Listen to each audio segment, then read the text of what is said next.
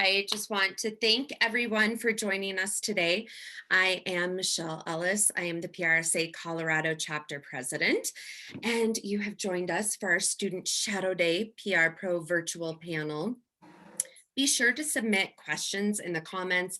I will be monitoring those while we are speaking with our panelists. Before we dive in, I would like to bring to your attention a couple of upcoming events with PRSA Colorado. Tomorrow we have a chapter live chat. Join us back here on Facebook at 11:30. We will be talking with Colorado jobs guru Andrew Hudson about what is going on in the job market, especially pertaining to our industry. That will be a really quick conversation, about 15 minutes, but be sure to join us for that. And then please save the date for our virtual local media roundtable. It will be on Thursday, March 25th, beginning at 4:30 p.m. This is a great opportunity to speak with some of the top members of the media here in our market, and you'll have an opportunity to engage with them. I'm guessing we'll probably try to do some breakout rooms so that you can speak with media individually. So please be sure to join us. Today, I am really excited to introduce you to our panelist. First is Jordan Blakeslee. She is the owner of B Public Relations. It's a hospitality-focused PR agency here in Denver. Jordan has more than 15 years of experience in public relations. She is a former PR Person of the Year and is active in the chapter. We have Jane Dvorak, who is an APR fellow PRSA. She is the owner and president of JKD and Company. If you are not familiar with her yet, you want to get familiar with her. She has many titles, one of them being she's a former PRSA Colorado chapter president, and she also served as the 2017 PRSA national chair. Renee Robinson is an APR. She is the Director of Internal Communications for Ball Corporation. She is also a previous PRSA Colorado chapter chair, and in her role, she leads communications initiatives and delivers them for Ball Corporation here in Colorado. And then Jose Salas is the spokesperson and social media strategy lead at Denver Water, and he is the PRSA Colorado chapter president-elect. So thank you to our panelists for being here. I am going to quit showing my screen and get to the panelist view. So why don't we get started, and will each of you share your personal story about your pathway from college to the beginning of your career? Why don't you give it a start, if you don't mind, Renee? Sure, absolutely. I don't know if it was much of a path. I think my mom had said, if you don't have a job by the time you graduate, you are moving to Pueblo and living with us. So that was not an option for me.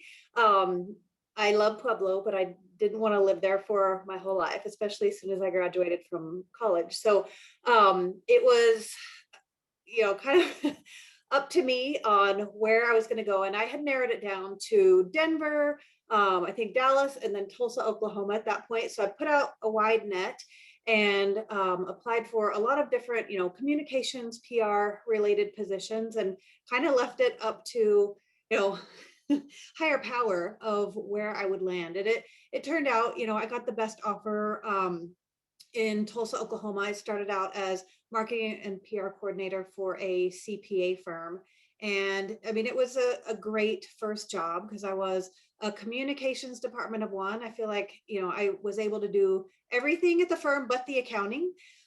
So anytime they needed any kind of writing, I would handle that, but got to do, a little bit of media relations, internal communications, event planning, graphic design, helped with proposals and a lot of different things. So I think it was a really good first step for me. And I think that pressure that my parents put on me was fantastic. It lit the fire for sure. Great. How about you, Jose? All right. Key step, unmute yourself first, right? I'm still doing that sometimes. My name is Jose Salas, as Michelle mentioned, and um, I was a non-traditional student in the sense that I didn't go from high school straight to college, right? When I went back to college for my degree in PR, I was 30 years old, married, 2 kids, right? Now I have 3. So I needed a school who was willing to work with my schedule. That was the biggest challenge, right? I mean, it would have been nice to go to the big schools, right? But I needed a school that would work with my schedule. So I knew I wanted to, well, I thought I wanted to work in sports PR, right? And as I realized, a lot of the students that when I was going to school also wanted to go into sports. But then I realized that as I got into it, that's not really what I wanted to do. Be in the sports industry. I just realized I wouldn't be passionate about it as much as I liked sports. So right now I'm working for Denver Water, Colorado's oldest and largest water utility, and I'm super excited that I help lead social media strategy and just be a voice to an organization. Great. Thank you. Jordan, what was your path?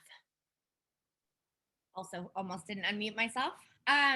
So I went to the University of Wyoming. I was born and raised in Wyoming, and I also had parents that sort of told me, like, I got a scholarship, and they were like, this is where you're going. So that's where I went, and it was great. I loved it. I had several internships while I was in college, working for communications entities. So I actually worked for the media relations department at the university, and then for the Cowboy Joe Club, which is the fundraising arm of the athletics department. I actually also thought I wanted to go into sports PR until I had a little bit more experience, and then decided it wasn't what I wanted to do. So I completed a couple internships in college, and then I decided I wanted to move to Denver after graduation and started looking for jobs at agencies here. I always, I think, knew I wanted to take the agency route. I ended up getting a paid internship at an agency that is no longer around called Le Grand Heart, which had a variety of different specialties, from consumer to technology to like corporate and B2B. I was on the consumer team, and my biggest client was OxyClean, which is not a super sexy client, but works great. And I still to this day could help you get a stain out of anything. But it gave me great experience. I also started working with a travel client there, the Grand Teton Lodge Company. Realized that was where my passion really lied, and decided I wanted to pursue that industry. So I later went to another agency with a Denver office that specialized in that, which was Turner Public Relations. I worked there for about 4 years, and then decided I was going to take the freelancer out for a while. Left that agency, did a little bit of freelance work for a variety of agencies from California to Texas, and then sort of accidentally started an agency myself by taking on a few clients on my own and with my former business partner, that just sort of grew and grew and grew into BPR, which is just celebrated its 10-year anniversary yesterday. Happy anniversary. Thank you. Great. And Jane, what was your pathway? Well, my pathway was 13 stairs to the basement. No, I went to Colorado State and got my journalism degree there, and right out of college was able to get a position with the American Heart Association. So for the first 5 years, I worked in nonprofit, and like Renee was a one-person department. So that allowed me to learn about community relations, media relations, fundraising, strategic plan, all of it basically. And in looking back, it really positioned me to be in this seat 13 stairs down from the upstairs. For 32 years, I've been an independent, and am grateful for the connections through PRSA, because it has built my business. No question about the relationships that I have through this organization. To not being sexy with OxyClean, Jordan, I'm just not sexy because I work with a plumber and have for 14 years as a key client, Applewood Plumbing, but I also work with Western Governors University and CASA, Court Appointed Special Advocates, which is a nonprofit. And then also wear a hat that I serve as a senior consultant to another agency. So, and partnering with that, but do a lot of government work, a lot of strategic planning and messaging is what I focus on. But doesn't mean that I don't do media relations. We were just placing a story this morning with my intern. So actually my intern was placing that story. So kudos to her for that. But I'm grateful that my path led me to community relations, which is really where I focus and do a lot of events. Was just on a shoot for 7-Eleven. So I think my path has been varied, mix, match, but I'm grateful that I've been able to do it as an independent consultant and work for myself. Allowed me to be a mom at the same time that I got to be a pro. So grateful for all of those opportunities. Thank you, Jane. My path to PR actually didn't even start on a path to PR. So if anyone has any questions about changing industries, I can help with that as well. I went to CSU as well as a RAM and started my career in journalism and broadcast journalism. So I had not really taken very many PR courses in college. Although I think now, sitting in on Nicole Yost's classes, I have probably clocked more hours in the past few years in PR at CSU than I ever did as a student.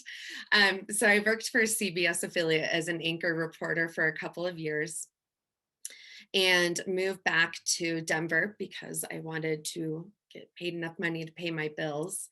Journalism's a little different.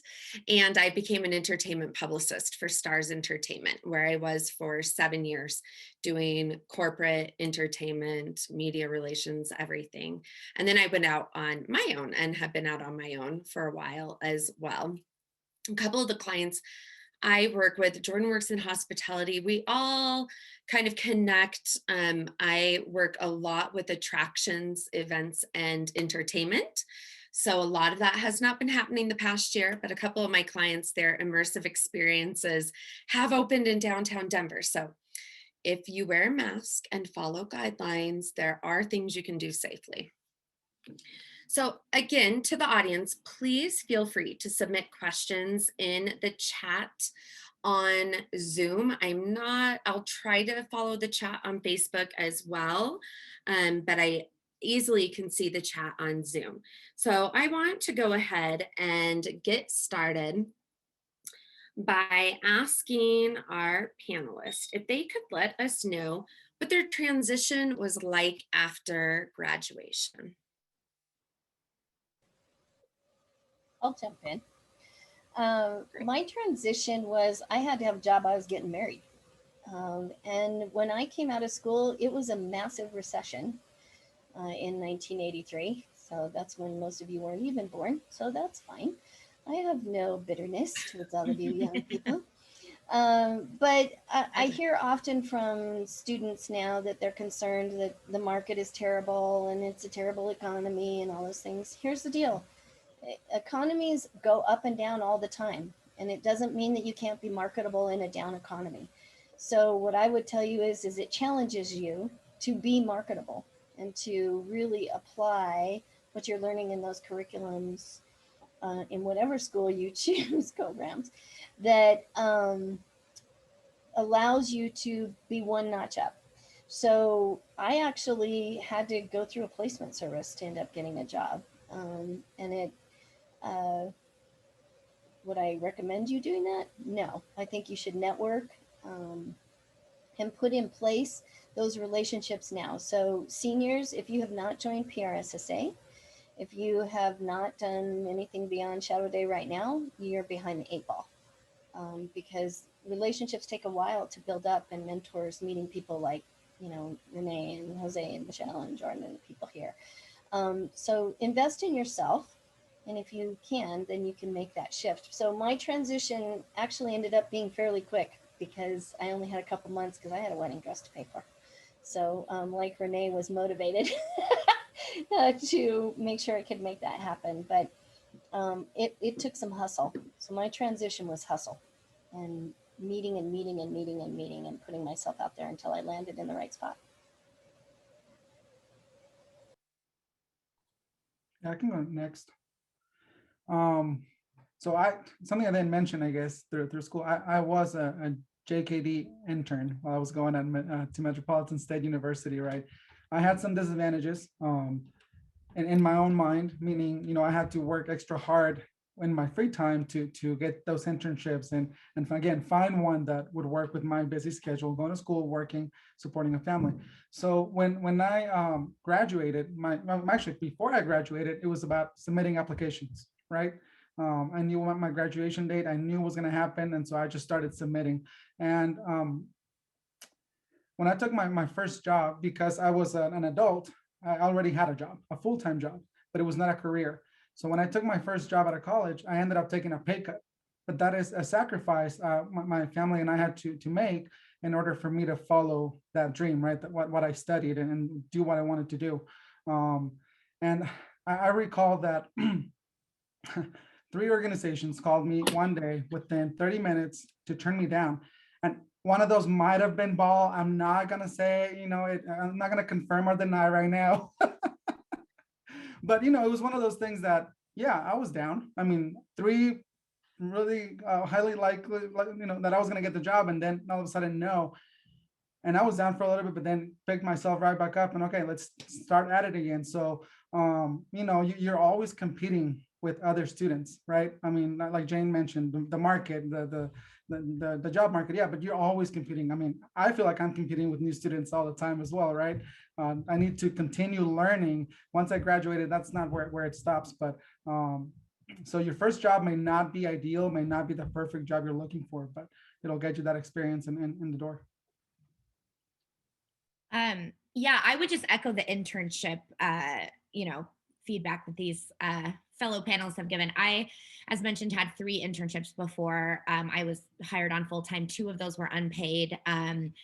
One of them was for credit, the other was just for experience. And then I had a paid internship that turned into a job. But I mean, I think it is about meeting people. It is, but also getting experience along the way as much as you can in any way you can.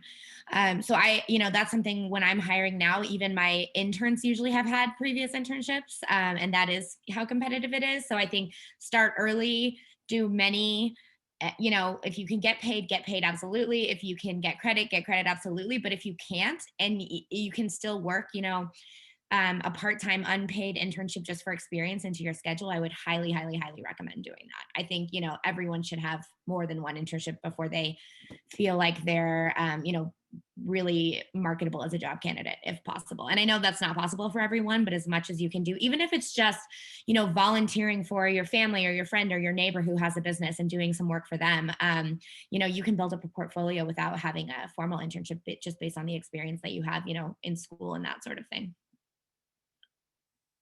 I absolutely agree. I think internships are invaluable. I went to Oklahoma State, go Pokes. And there, I started out as an English major, wanted to go to law school, then finally learned about PR, which I think, there's a lot of work that we need to do just in getting people aware of PR as a profession, because I think it's still quite unknown out there and not something that, high school counselors, even some college counselors talk to you about. So I made that path, make the jump over to the journalism school, and felt a little bit like I was behind because there were students that had been in journalism from the get-go, where I switched over. So I jumped into writing for the college newspaper, built up my portfolio a bit that way, and then had as many interns as I could take on. One of them I just made, I was a lifeguard at the Stillwater YMCA, so I was like, what can I do here for you all? We need a newsletter, we need some different things like that.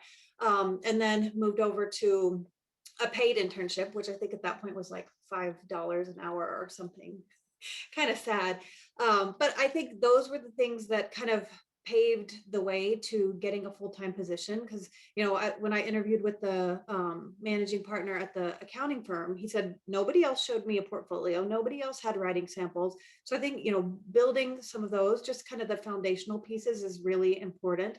And being open, I think, to other opportunities, because course, you know, an accounting firm wasn't probably the first thing that I was thinking of when I was thinking of a PR career, but it gave me a good foundation for, you know, moving on to corporate, moving on to an agency role, and just building on the previous experiences. And then I would also echo, you know, what Jane said about PRSSA.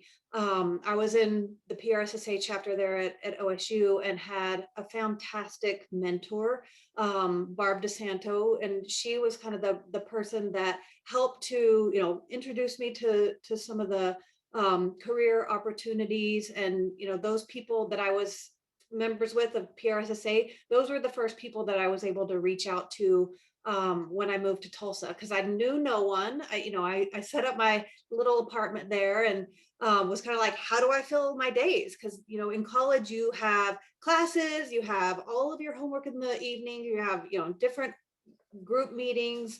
And then when you move on to your first role, it's like sometimes 8 to 5, probably not as much now. But then you're like, what do I do in the evening? I don't have all these different things to fill my schedule. So having those connections, I think, can help you so many different ways throughout your career, PRSSA and PRSA. Well, that's an interesting thing. I'm glad you actually mentioned PRSSA, because that is one great way to get involved at the college level. I know that I was involved in many student organizations and did the internships as well. Let's talk about internships. How did you find out about the internships that you went on to apply for and to do? I'm happy to jump in. My school at the time actually did not have a PRSSA chapter. I'm not honestly sure if they do now, but I had a great professor and a great network within the, you know, sort of student public relations group, I guess. And she was really great about passing on internship opportunities to us if we were sort of just like seeking that.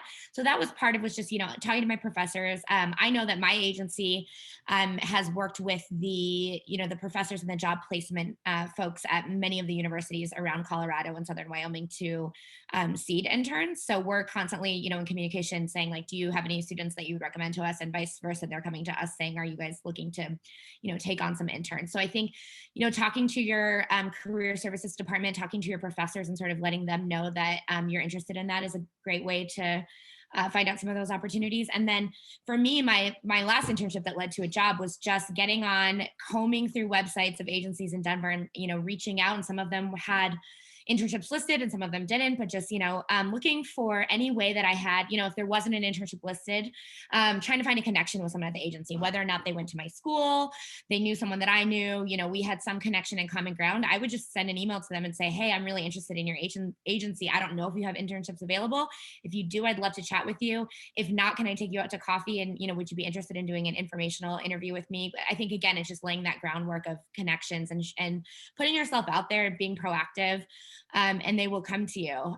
One great resource I feel like there's two great resources for internships in Denver that I still utilize when I'm looking to fill one.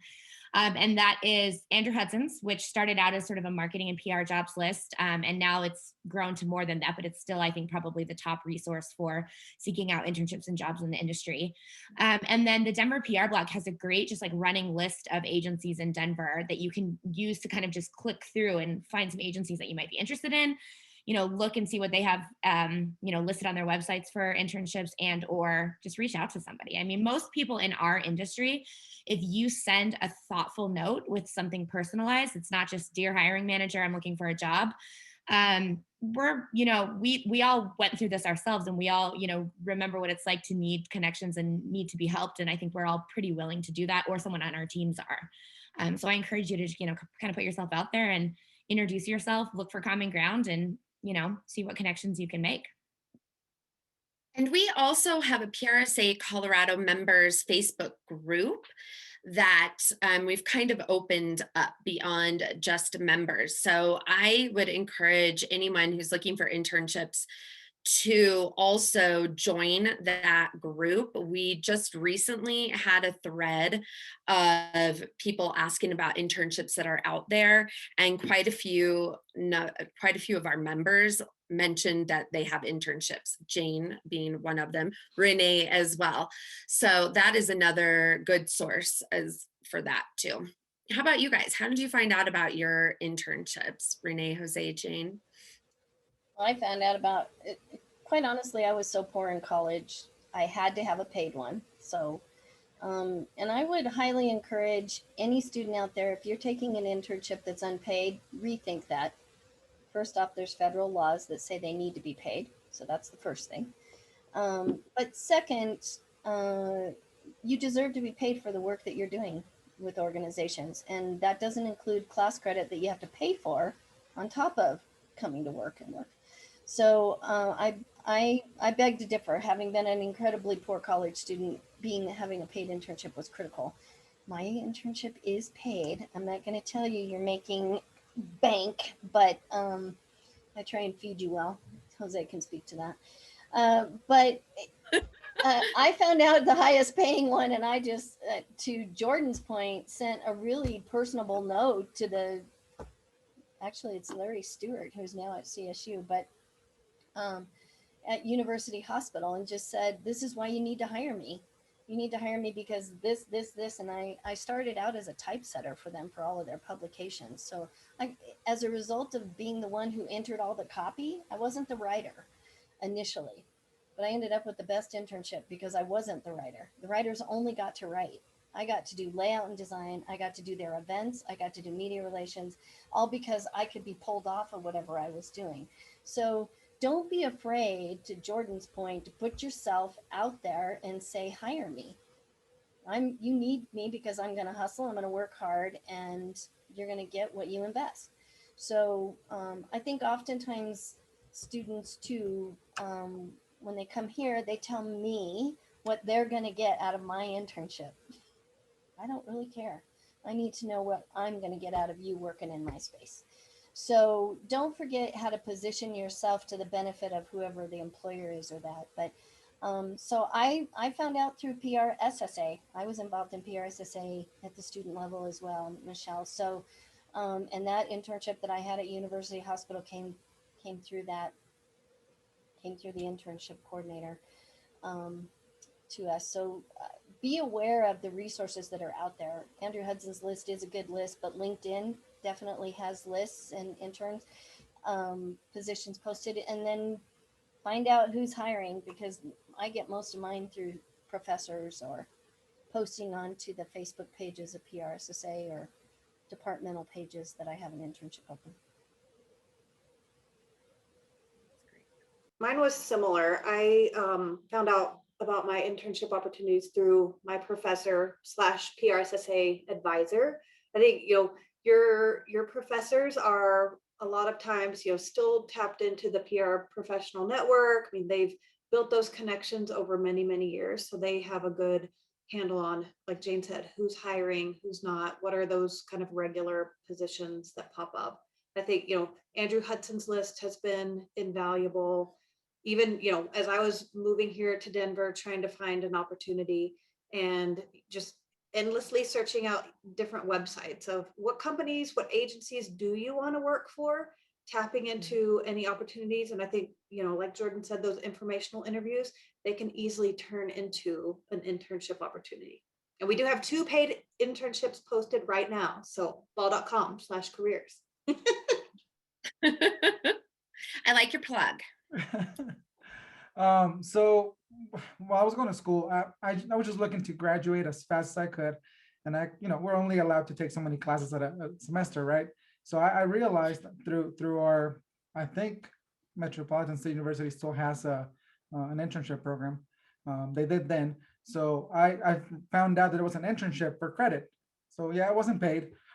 It was also, it said it was a marketing internship, and I ended up being basically a stock boy for this organization. I was just making sure all the the right quantities were in the right place, and there wasn't really a whole lot of marketing involved or PR within the internship. So that was a little disappointed. So just echoing what Jane said, know what you're getting into, and hope that it is good for you for your career in the future.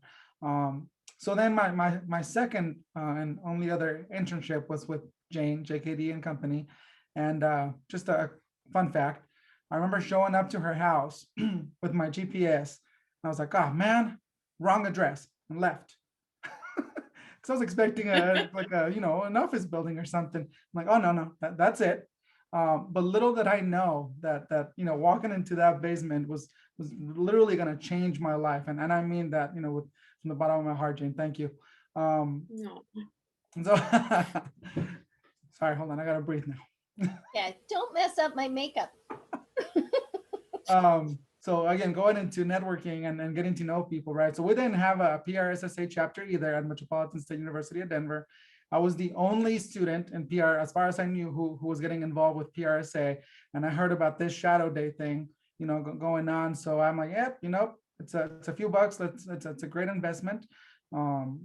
And I mean, I also took jobs at the school paper, and I work with the athletic department, just so any little thing that could build my resume, right? Because I knew I needed some type of edge at the end of the whole thing. So yeah, that's really my internship story. That's great. So Emily Colm has a question. What are your thoughts about having a public relations portfolio when job hunting? And do you have recommendations for making a strong portfolio?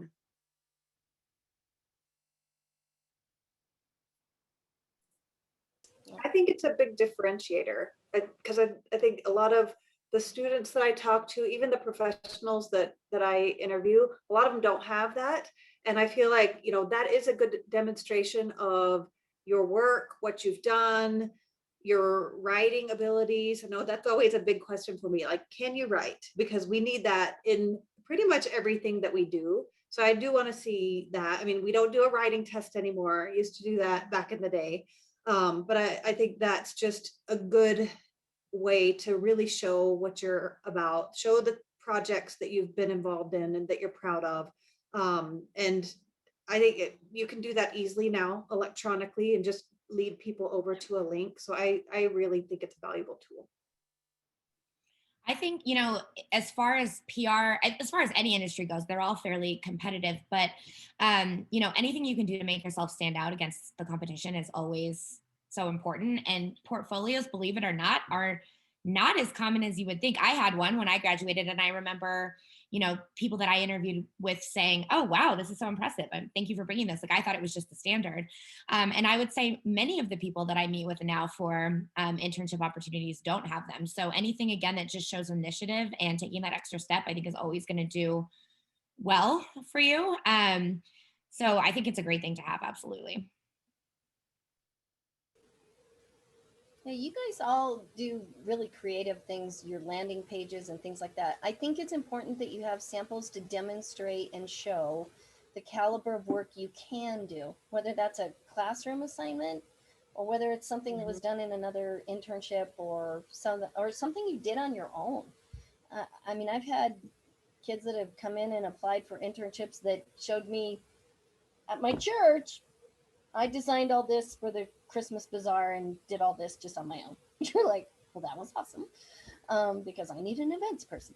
So don't discredit the things that you do from a volunteer perspective, even if they weren't paid for, or you did them because your family always does something with the church, or your family does something with a community organization or a nonprofit. I love puppies, and because you love puppies, you do their flyer every year for the big dog walk. Those are all things that apply to what we do, but being able to demonstrate what you have, and to Renee's point, as many different kinds of writing as you can put in that portfolio, put it in blogs, features, brochures, social, digital posts, digital ads, articles, features, newsletters, whatever it is, news releases. The more opportunity you have to put writing in front of someone, the better off I think you're going to be, because that's what we do. And I don't do hiring like the rest of you guys, but definitely when I applied at jobs, I had a portfolio, a digital one, and then a physical one that I would bring with me for the recruiter or whoever I was meeting with, right? So I definitely think that's important. And then, me being in social media field, or, you can even think about it as integrated communications, as Jane would say. it's a lot of digital stuff, right? I mean, if I was to hire somebody within the social media aspect of PR, we need to see some of those things that you're able to do, because I mean, in 280 characters for Twitter, right? Or a different voice for all different channels. So those types of writing, not just even AP style story like writing, but also for someone in my field, in my area, for social media, how can you get that voice going as well? Yeah. So let's talk about the pathway a little bit beyond that. We know how you got your start. What are some of the things that have helped you get to where you are in your career today?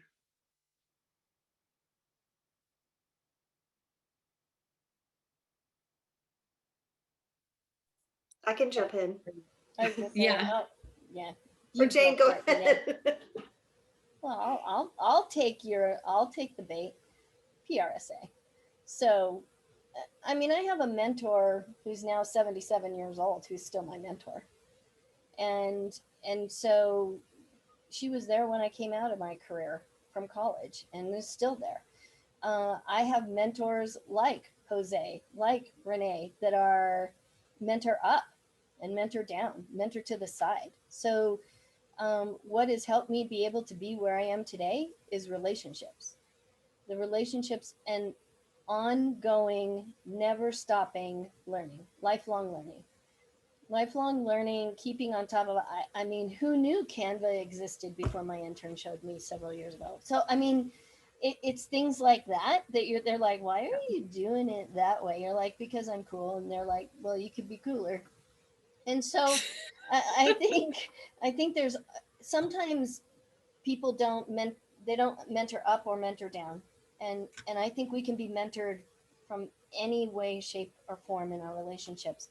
I also think I've arrived at where I'm at by not being afraid, because I've failed miserably along the way, but I've had some really amazing experiences in the process.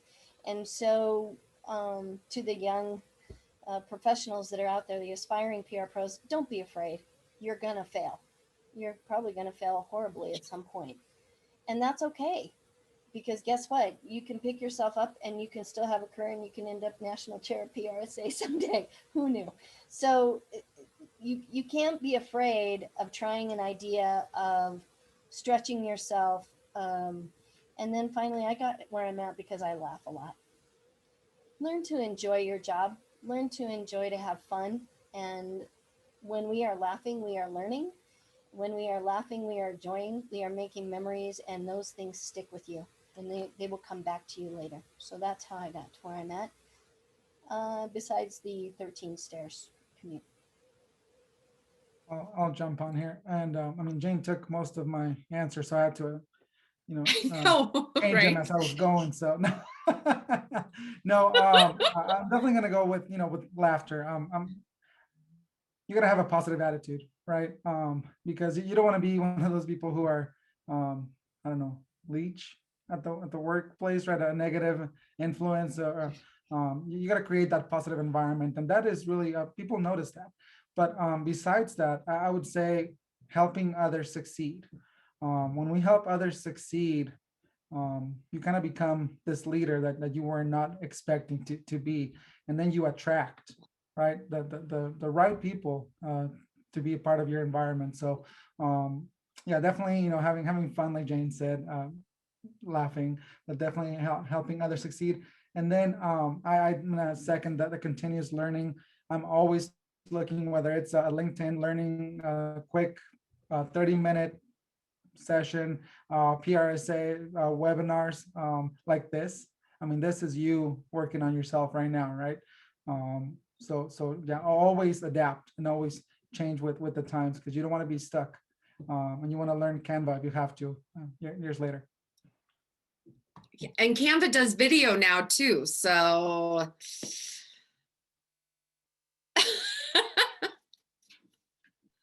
I can jump in. I'm actually just going to really echo what both Jane and Jose said, which is, help people succeed and stay connected. Relationships really are everything. And it's a really small industry. when you really kind of get into it, and we all cross paths again and again and again. So be nice to people. Beyond just, helping people succeed, just be nice, because you never know where someone else is going to end. Sometimes it's really hard, by the way, to be nice to some people, but you never know where people are going to end up. And, I still work with, communicate, learn from people that I worked with 15 years ago and beyond. And, I have people that that have worked with me and keep in touch, and we all kind of circle back around. So help people, be nice, keep those relationships intact. And same for me. I think relationships, just being open and, talking to other people, new people, kind of pushing yourself outside of the comfort zone. I think that goes a long way. I think, PRSA has been kind of the constant, because I went from college to my first job in Tulsa, but each job I think I found through some contact that I had made through PRSA. Did the same thing like when I moved to Kansas City, and then when I moved to Denver. So I think that part just does mean so much, and it is a very small community. Like, people that you might be members with in one chapter know so many other people in other chapters and around the world. So I think it just can open a lot of doors for you. And I think you can't discount also hard work, just being able and being willing to put in time, put in effort. I think really do whatever it takes. I think my husband always makes fun of me, like, do you remember that one time where we were tying ribbons around stress ball globes? And I'm like, yes, like 200 of them. So just doing those things. I mean, there's so many details involved in PR that you have to be, attention to detail, focused on all those little things, and not be afraid to just jump in and get your hands dirty and get the job done. But it's fun too. Yeah, my husband stuck 5,000 heart healthy messages in balloons for Heart Month one year. We're still married, thank God. PR spouse. My children have been models. I use my children as models all the time before we open something, and I need to stage video and pictures. And I'm like, you're on the cover of Westward. Aren't you excited? Okay, I digress. So another question we received is, what do you find most rewarding and challenging about your jobs currently? No, I was already unmuted because I wanted to add to the last question that also, I know a lot of people don't get this opportunity, but I'm bilingual. So that helped a lot with where I am now. So definitely embrace your background, embrace those opportunities. Sometimes you might see them as bumps in the road, but I mean, there actually may be strengths when you go do the interview, just, how you overcome things, or just embrace who you are. So yeah, definitely Spanish is a big part of my job now. So that's one thing that I definitely enjoy. In my bio for Denver Water, I help connect the dots between the organization and the Latino community. And 3 years now into it, it's so much more than I could have ever imagined three years ago. We have a few others on staff who speak Spanish as well. So that's a very rewarding side of what I do, but it's a very small piece of what I do. As I mentioned, I lead social media strategy, content development, analytics. So I joke about this every time I get a chance to, because I'm proud of it. When I was at the office, I would stand on my desk, and I'd have Facebook, Twitter, Instagram, YouTube all over the place, right? 'Cause I have several screens. And then people, I could would stop by and just, oh, really? Facebook again? And my response is always, you're just jealous I get paid for it. So, and they had nothing else to say about that. Now, I am not on social media for personal gain or personal purposes, but I'm still on social media, right? Which is it's a really, really fun part of my job, which I never thought I would be doing.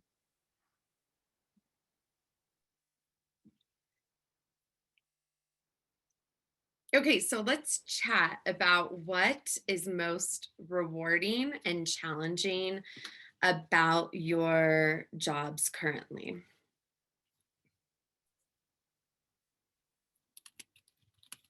I think for me, what's most rewarding, and I work for Ball, so the world's largest can manufacturer, which I think a lot of people don't know that.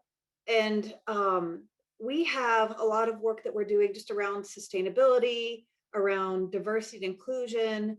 And, I think just our overall culture is really one of, creating a place where everyone feels like they belong, where everyone is valued and included. So that's kind of what drives me is, tapping into that piece for all of our employees. We have like 21,000 employees around the world, all different regions. They speak like 30 different languages. So how can we really make sure that all of them feel included and feel like they belong? And at the same time, introducing solutions that help to solve some of the planet's big issues like plastic pollution. So those are important things that I think just gives everybody kind of that higher purpose. And I think challenges, I mean, for right now, it's still, our team has been working remote since March 17th of last year. So how do we stay connected? How do we all, make sure that we're continuing to focus on the same things? And how do we keep up with the pace of work? Because I think communications in this time is invaluable. Everybody needs us. So how do we balance all of that and make sure that we're accomplishing everything that the business needs us to? But it's an exciting time, I think, though there are challenges out there. I think it's an exciting time to be in PR, to be in communications. For me, the industries that I work in I'm very passionate about. I'm really, personally love to travel. I'm very passionate about the hospitality industry. I've, worked in some shape or form in it since I had my first job.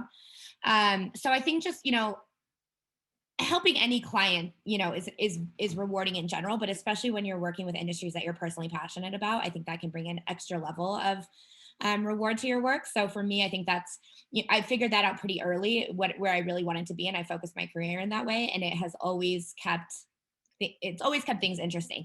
Last year, of course, was a very challenging time for the industries in which I work.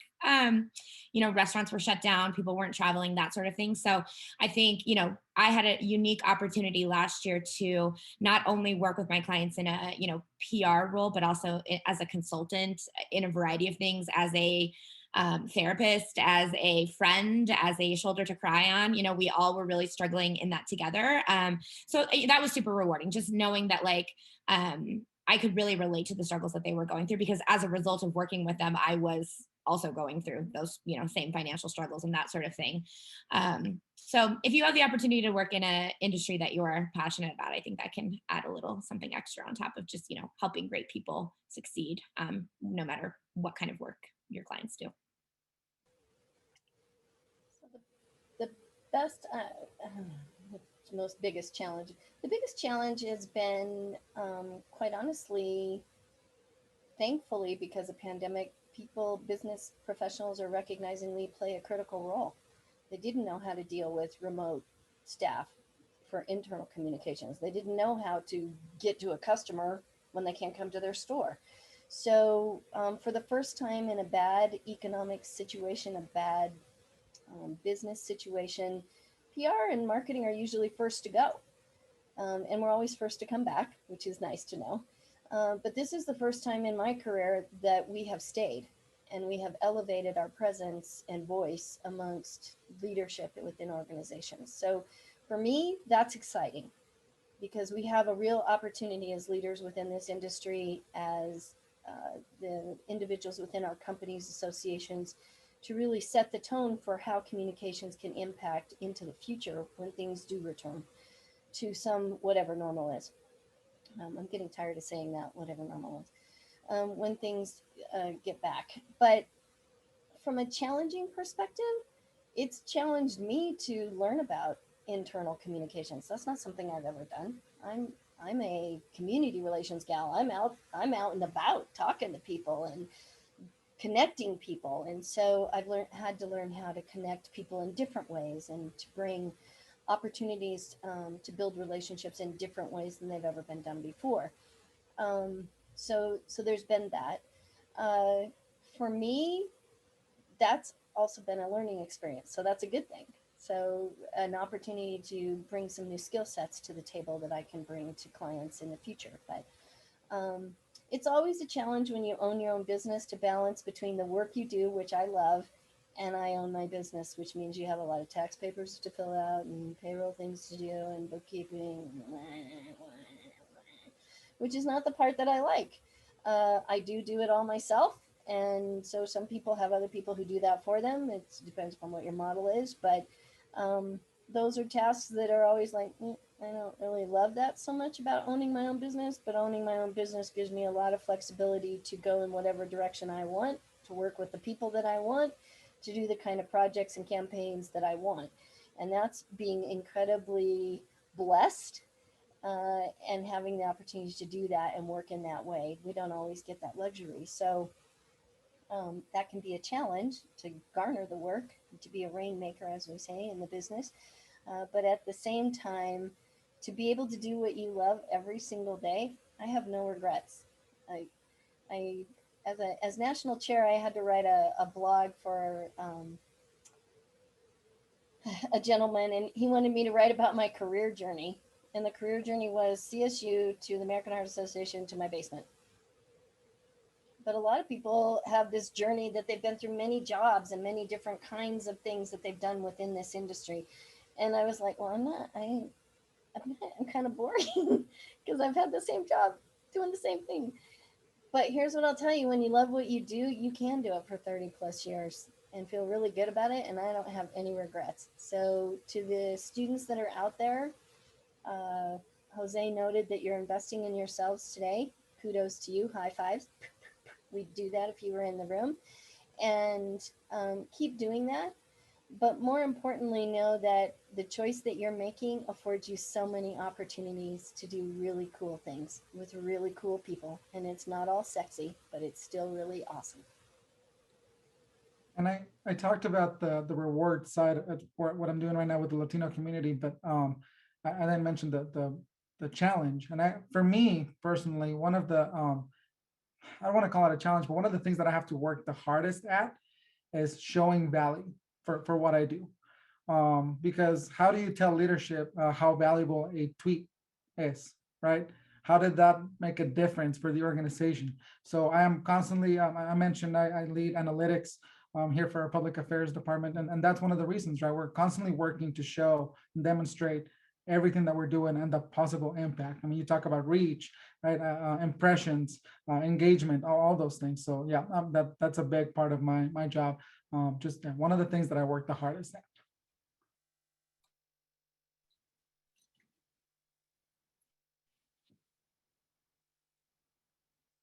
Anyone else? Okay, so I am going to challenge you all to answer one very last question briefly. Before we do that, I want to let everyone who attended today know that you will be able to access this webinar after the fact. We'll upload it on PRSA Colorado's YouTube channel, and we'll share it on social media as well. So why don't we end today with one final question? What advice would you give to your 21-year-old self?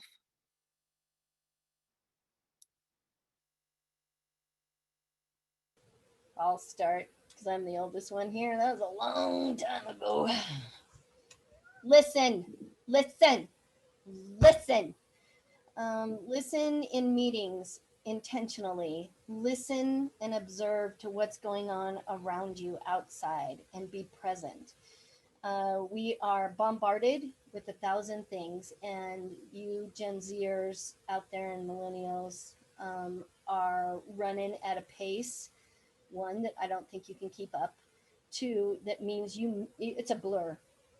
What's going beside you and you miss. So I think as a young professional, I would have been far more effective if I had just sat back and listened instead of being so presumptuous to think that I knew it all. And to be able to really absorb what I could take in. So be a sponge and listen is what I would advise to the crazy, wacky 21-year-old Jane. I'll go. And I'm not really even going to focus on school because I wasn't going to school or college when I was 21. I was just trying to work and make it right. And I'm not going to say, what is it, fake it till you make it kind of thing. No. One thing that I tell my kids, I have a 15-year-old now, so we're talking about college right now. And I talk about problems, right? Don't expect that once you fix the current problem that your life's going to get better. It's all about working on better problems, right? As you grow, the problems are going to continue, or challenges, if you want to call them challenges. They're always going to come your way. It's just a matter about how you, the way you take on those challenges and just getting on to the next one.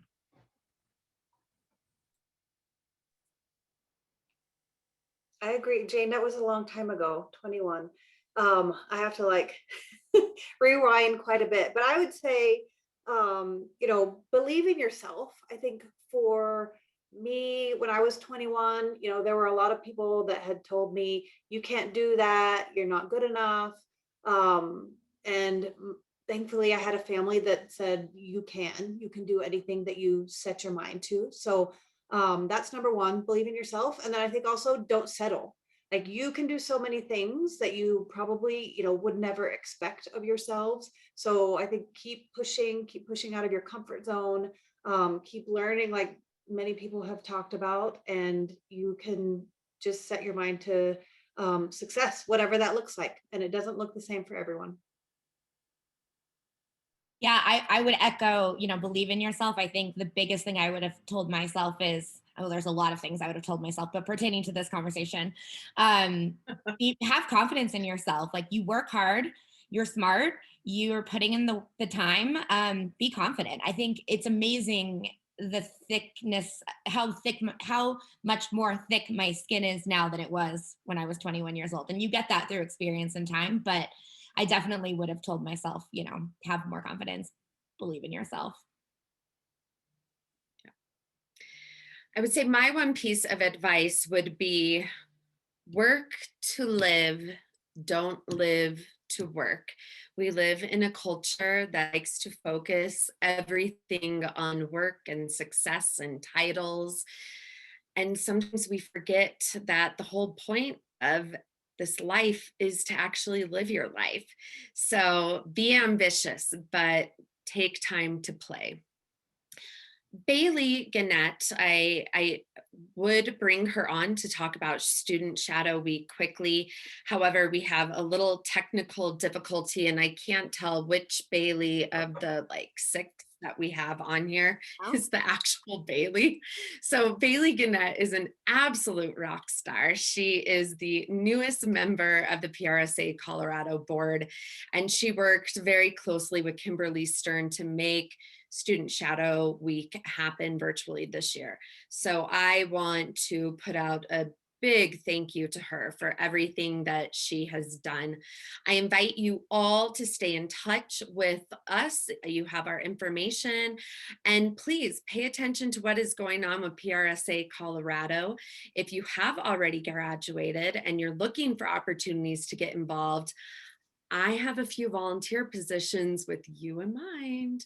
So go to prsacolorado.org and don't hesitate to reach out. Thank you all for your time. Thank you to our panelists. I hope you all enjoy the remainder of your days. We appreciate you joining us today. Bye-bye.